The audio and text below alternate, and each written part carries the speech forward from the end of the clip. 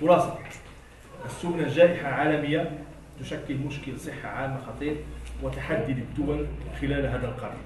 الإحصائيات تشير إلى تفاقم الوضع، لذا وجب على الدولة سن سياسة واضحة ومندمجة قابلة للتطبيق لتصحيح هذا الوضع المقلق. وشكرا على الطول والوزن والمجهود البدني اليومي، وكذلك بعض المؤشرات الأخرى كان الوصول إلى وزن صحي متوازن والحفاظ عليه بحمية متوازنة. أول التخفيف من الوزن هو التقليل من كميات. يعني كنلاحظوا ان كاين الناس بزاف اللي كياكلوا واحد الكميات كبيره، والاغلبيه ملي كتهضر معاه كيقول لك اودي راه ما كناكلش بزاف، ولكن الا جاي يشوف انه على حساب غير داكشي اللي خدا في النهار. مراد محمد الامين، عضو اللجنه الجهويه لحقوق الانسان داخله وسرد. حضرت اليوم في هذا اليوم التحسيسي المنظم من طرف اللجنه الجهويه لحقوق الانسان داخله وسرد حول مخاطر السمنه وانعكاساتها على الصحه. قدمت عرض حول تسمين الفتيات عند أهل الصحراء ما بين البحث عن الجمال ومشاكل صحية جمة.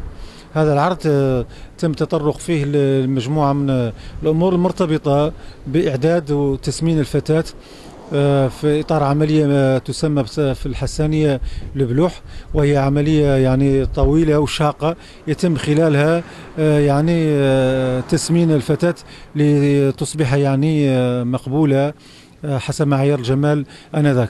لكن الملاحظ أنه في عصرنا الحاضر أن لا زالت هذه الثقافة حاضرة بقوة في المخيال الجماعي عند المجتمع الحساني، وبالتالي أصبح بدل اللجوء الوسائل الطبيعية المتمثلة في الوجبات المتمثلة في الزريق في الوجبات يعني التقليدية، أصبح اللجوء لبعض العقاقير والأدوية اللي يتم يعني تهريبها سواء من جزر الكناري أو من الشقيقة موريتانيا، واللي أصبحت يعني تهدد سلامة وصحة المواطنين، ويعني أدت إلى ظهور يعني العديد من الأمراض الخطيرة واللي يعني تهدد سلامة المواطنين. الدكتور الصديق وليد مدير مستشفى الحسن الثاني الداخلة.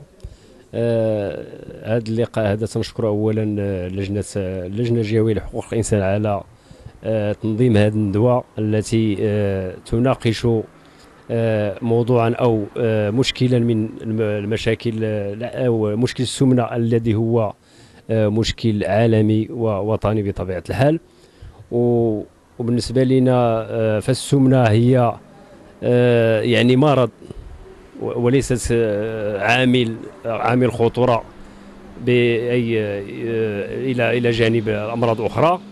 فهي مثلا تسبب في تكون عامل خطر بالنسبة لأمراض القلب وداء السكري وغيرها.